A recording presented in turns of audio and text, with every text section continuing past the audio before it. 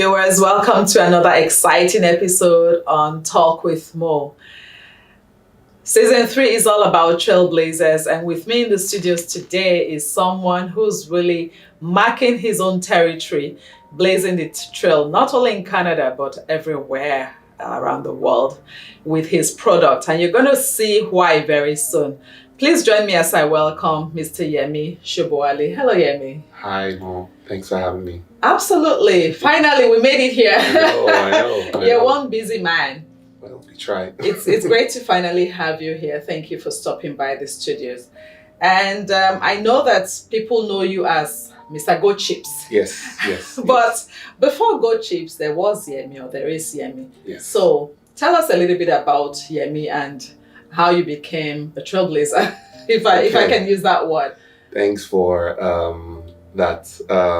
Being a trailblazer is a big shoes that, and thank you for putting us in those big shoes. And I hope that we don't let our people down. Absolutely not. You're doing fine all by yourself. Thank you so very much. far. I appreciate it. Thank you. And thank you guys. So the journey to where we are today, it's been a very, very, however I would say, long and short journey. Moved to Canada about 9 years ago. And before then, I did some business back home, worked in corporate, and then moved to Canada with the family and started the corporate thing. Started a corporate thing in Canada? In Canada. Right, so you had a 9 to 5? 9 to 5. Okay. And even though, yes, that was the unpopular road, because being an entrepreneur, you always wanted to continue with that trajectory. So that was the case. I worked in tech. Okay. And from then on, my business partner moved to Canada. And Your he was business partner was in Nigeria? He was in Nigeria at the time. Had you always been business partners? No. From we Nigeria? actually became business partners in Canada. While he was in Nigeria, he did Goat Chips. So Goat Chips started off as his baby. In Nigeria. So yes. So when he came, he was like, Yemi, I'm not doing this your 9 to 5 thing. I'm just gonna hit the ground running. And he conceptualized it, showed me the vision, walked me through. At the time, I was getting disillusioned with 9 to 5, and I wanted to do my own thing. And he said, let's partner up on this thing. We have a good thing going on here. He walked me through the vision, and I'm like, okay, this sounds like we can, scale this. Viable. Okay. Yes, viable. At the time, we had done a proof of concept. He had done batches of the chips. I'm like, man, your chips is different too. And of course, he had done it from Nigeria, so he had that expertise, experience. Although, when he explains how he did it in Nigeria, he had a staff of over 30. Now coming to Canada, and then you are the one cutting. You are the one cutting the plantains. You are the one frying it. You are the one bagging it. It's all the 30 staff he had then was all him now in Canada, and he had to market it as well. So we came on board. We started it. It's been a 5-year journey. It's been 5 years already. It's been 5 years.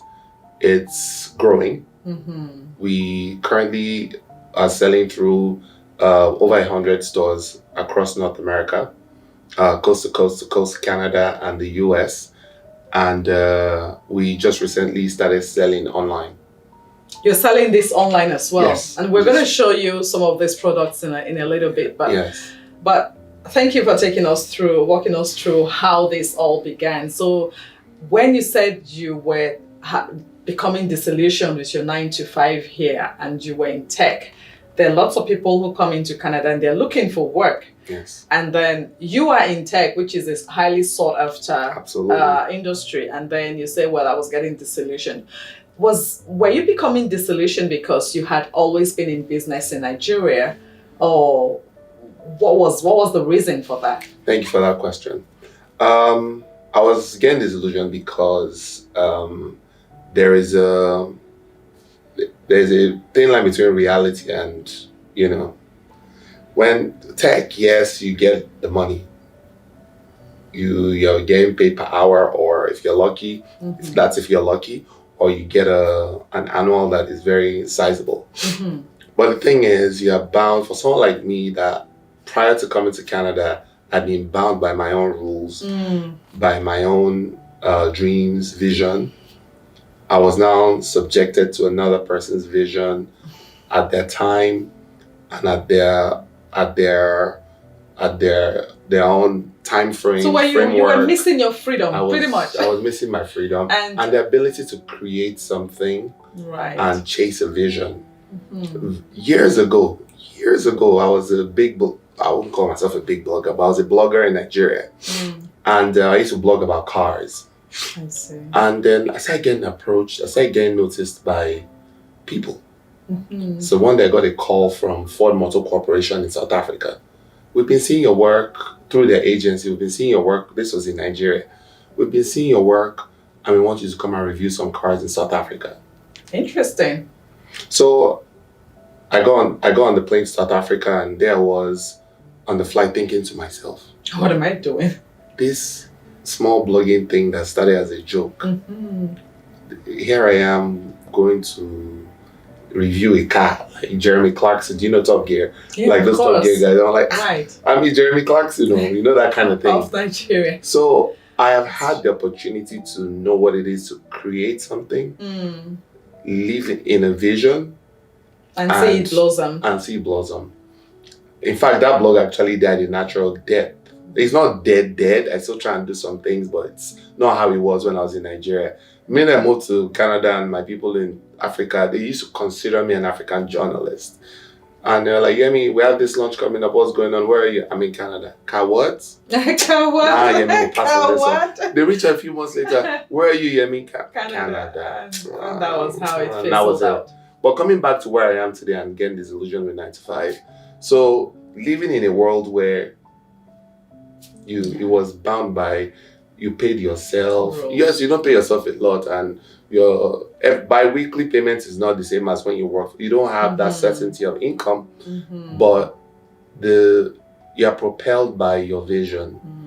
And before I left Nigeria, I'd gone to a place in business where all my needs were taken care of, and I'd gone to a place where I was finding fulfillment. So I wanted to create something like that before, and that was what I saw in the vision, partnering up with my business partner, Ayo, partner up with him to start this. It was what we projected. Financial freedom to crisscross to North America. We have dreams. We want to go to Europe. Now, when you say we want to go to Europe, yes. Is it we as in our persons or individuals, or we as in the product? As a business, we want to take our product. We would love to go to Europe. We would love to have this Invex Foods. Our company is called Invex Foods. We would like to have Invex Foods Europe. We're trying to create Invex Foods North America to branch off Invex Foods Canada, which makes our Go Chips, Go Popcorn. We have created a new brand called the Exotics. And what do we have in the Exotic? Under the Exotics, we have the Kuli Kuli. Oh, I saw that. We have the Chin Chin. We have the peanuts. Wow. So white peanuts. When we started marketing plantain chips to African and ethnic stores, we discovered that most of the peanuts they had on shelves were either flat.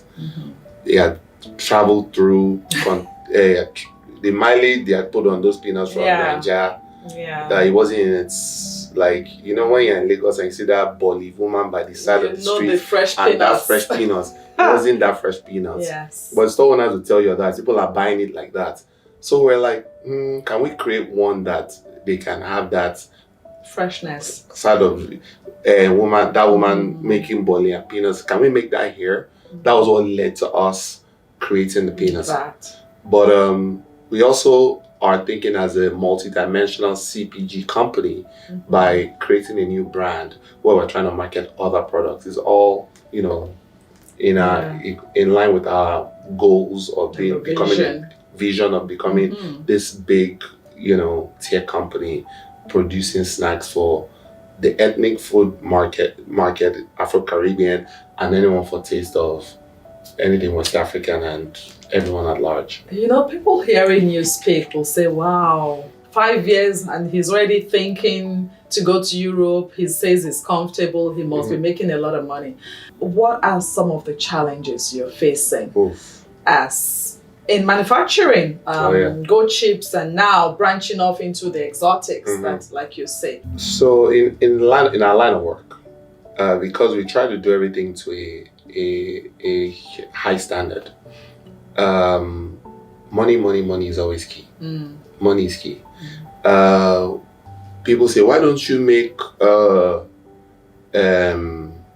plantain chips with suya spice? Why don't you make one with, it's all money. Product development. Yeah. Before you can release a product, there's a certain amount that goes to product development. There's a certain amount that goes to packaging of that product, marketing of that product. The more products you have, the bigger the trucks you have to deliver these products. The more you have to pay in terms of taxes. The more you have to, everything is just like you keep layering. So for us, our biggest, I won't call it deterrent, but our biggest challenge is money. Money. Why is money a problem? Money is a problem because of the type of reception we get from the market. And there's certain practices in our community that kind of makes that money available and unavailable at the same time. I don't know. You're going to have to unpack that. Okay. I like the fact that you're saying our community, and just for clarity, we're talking about the Nigerian community and the African community. And so, but let's talk about the Nigerian because you're Nigerian. Yes, both of us are Nigerian, and this plantain chips is something that we all love in Nigeria. I don't want to talk about other African countries, but this is like a staple in Nigeria. And so to be able to find it here, and not only find it, but to have a company, a Nigerian company that is doing this, should be a plus. So what is going on with the community?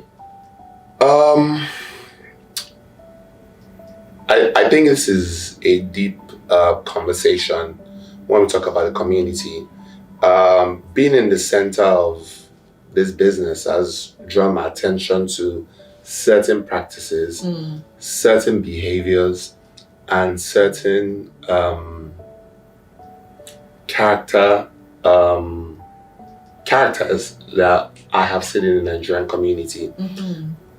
We can be better as a community in terms of support for our own, in terms of Nigerians have tried for goat chips. Nigerians will go to stores that don't carry goat chips and say, a few people will do that and say, I can't find goat chips on the shelf. What's going on? Do you understand? So a few people that will do that for us. But when we say community, even our partners out there, they're suffering. Why? Nigerians who are getting paid here, instead of taking money out of their tech jobs, you're a doctor, whatever it is that you are, take money out of that and support Nigerian businesses. You're taking that same money to where it won't profit those Nigerian businesses. For instance, another practice that is common, I've heard people would bandy together and go and bring foodstuffs from Nigeria. What it means is that the over 100 Nigerian stores here, they will die natural death when nobody is patronizing them. They will die a natural death. These are entrepreneurs. These are people who make up the community. So people who are doing commerce in our community. When you're recording commerce in the Nigerian community, you will talk about these guys who are moving the muscle. Professionals like you two, Mo, who are doing like great work in the law field and in everything else that all the talk shows. When you talk about commerce. This is commerce. Talking about commerce in our community is huge, but it's commerce in our community is not getting the much needed attention because of competing competition from players outside of the community. And it's interesting you say that, because it's still within the community. I've heard a lot of people complain about Nigerians are not bringing in workers to work, and the Chinese bring in the Chinese people. The Indians are bringing in a lot of them. But what you are saying, or what I hear you saying, is we are our own worst enemy, because we are the ones sabotaging the efforts of great company like yourself. If we're, instead of going to import plantain chips from a Chinese or an Indian, and we buy from you, then you could possibly have the potential of employing more Nigerians in your business. So essentially, we are hurting ourselves, is what you're saying.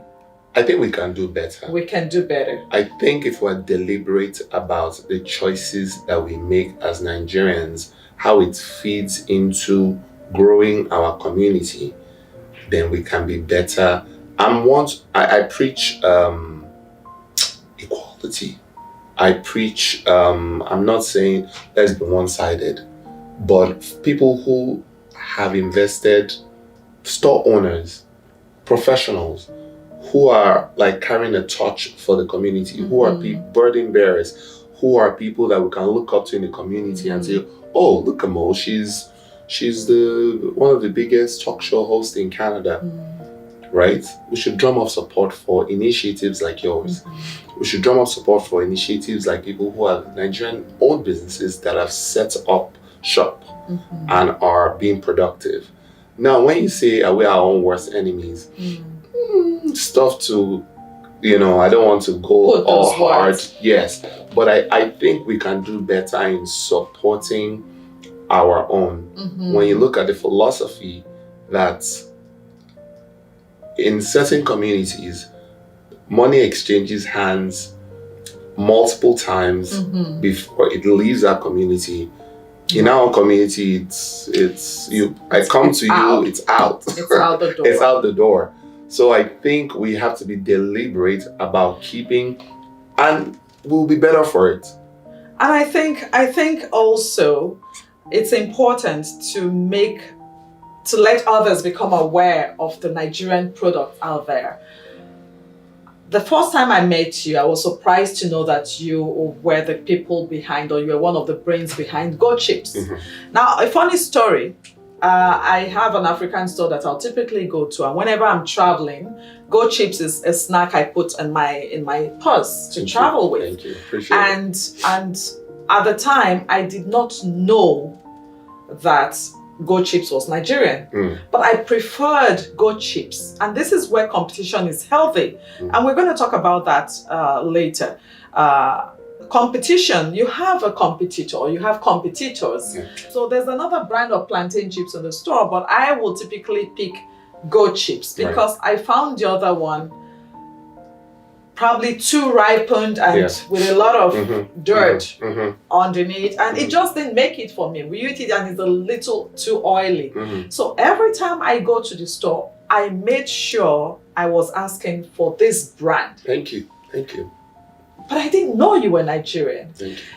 And then I met you, and then you said you're Nigerian. I'm going, oh wow, fantastic product. Thank you. Why aren't we talking more about it? And so that's what I want. What you have competition. There's nothing wrong with competition. Nothing wrong. But it's making you sit on your butt to bring out a better product. Absolutely. Is there a way we can reorientate our people to say, this is a Nigerian product, it is great. If it's not great, tell us. What are you doing about it? What can we do better? What can we do better? How are you getting, I know you're doing marketing and all, but how can we reorientate ourselves to know that when I'm going to the store, I'm intentionally picking a product which I know to be good, not just Nigerian. So it is a good product and it is Nigerian. So 2 for 2. So how can we reorientate our people to be intentional about where they spend their dollars? Thank you for that question, and that's a brilliant question. I used to do business with this Italian guy. We no longer sell from the store again. It's a very popular meat seller in Toronto. Okay. And he told me one thing once. He said, he's very condescending to us Nigerians, by the way. And he will say things like, you people are this way or that way.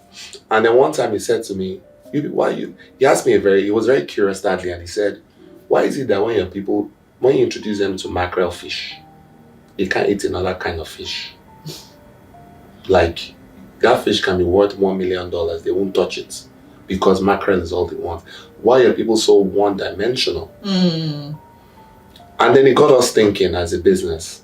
And then it got me thinking about other things. I'm going to call the names of certain brands right now. Indomie noodles. Yes. Is that the only noodles in Nigeria? But it's called Indomie. It's everywhere. Called Indomie. Dangote makes noodles. Golden Penny and all the other companies in Nigeria make noodles. In fact, when I moved to Canada, I made a conscious effort to stop buying Nigerian Indomie noodles and start buying noodles from the regular grocery when I go to grocery, because noodles is noodles.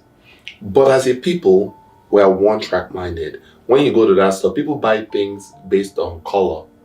People buy things based on shape. People buy things based on...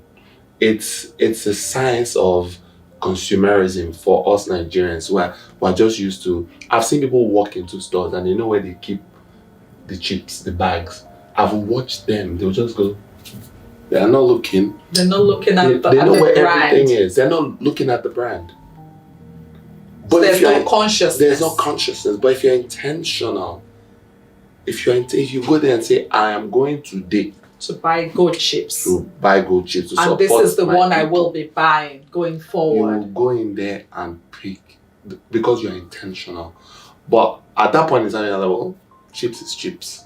And I've heard people say that aren't all chips Nigerians?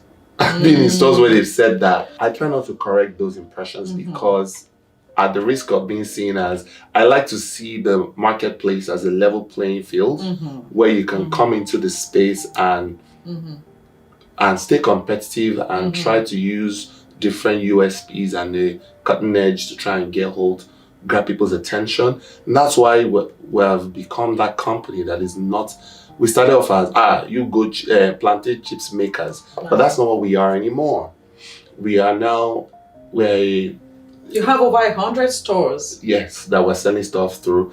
We're now a company that makes multiple snacks, multiple SKUs. So back to your question of how do we get people to become intentional, it's about making that concerted effort that, you know how... Under the Buhari government, they had that slogan, buy Nigerian to save the Naira. It's similar. You have to sort of buy Nigerian to keep Nigerian businesses afloat, pretty much. At this point, I think we're going to show some of your products. So, Yemi, I see there's a plethora of products right here. Yeah. This is Kuli. Tell us a little about this for our viewers who might not be familiar with Kuli. Well, Kuli is a Nigerian snack. Its origin traces back to the northern part of Nigeria, where it's a staple snack. Kuli is very nutty. Of course, it's a nut. Very its spice levels are very nice. It's very deep, very rich flavors. Right. And the main ingredient is groundnut? Peanut, yes. Peanuts. So that's peanut. And this is popcorn, and I love the colors. The colors of the rainbow. Is this a sweet Nigerian? So I'll tell you a fun fact. Popcorn, yes. See this popcorn? When a lot of Nigerians move here, the issue is they don't have Nigerian kind of popcorn. we all come with that silver bed popcorn mentality in Nigeria. Silver bed. And then come here is salty. Okay, what comes close is sweet and salty. Yes. But then again, it's still not that. It is not. So we created this to address that. So this is that sweet Nigeria popcorn. So that's the origin of this. And then we have a version that is the rainbow edition of it. Yeah. And then we've also created a third one, sweet and salty. Sweet and salty. Yes. And on order too, we can do caramel popcorn. Oh, so nice. We actually carry like 4 SKUs, 4 flavors of popcorn. For our and plantain this chips. is the popular goat chips. Now this is a salted one. Yes. And it's spicy. And we have a third one called naturally sweet. Naturally sweet. So Yes. this is spicy. This is my favorite. Yeah. And this one, when I want to pretend to be healthy, I go for this one. But this is my favorite. It is clean. And what I like about your chips, by the way, is how clean they are. You don't see a lot of. Yeah. You're not paying me to do all of this. Thank you, I've stopped. I've stopped. But you have to go buy this. I have to speak to management now. Maybe we have to consider paying more. You have to go pick up one of these to know exactly what I'm talking about. So I hope you go try some of this, and we're going to have Yemi give some of our viewers lucky winners. We're going to be going into a draw. Absolutely. And Yemi will be giving some of our lucky winners some of his products. So subscribe to Talk with Mo. Subscribe to Talk with Mo. And follow Yemi Go Cheap Social on Instagram. Yes. I'm going to put his link and everything in the description for this video, and the details about the draw that's coming up for this. Absolutely. Well, stay tuned. We're going to give you some Go Chips and popcorn. Go Chips and popcorn. Well, that's great. So on that note, guys, we're wrapping up. It's nice to have Yemi here with us. You can see he's really blazing the trails, and we're grateful for that. Take care. Bye now. See you later.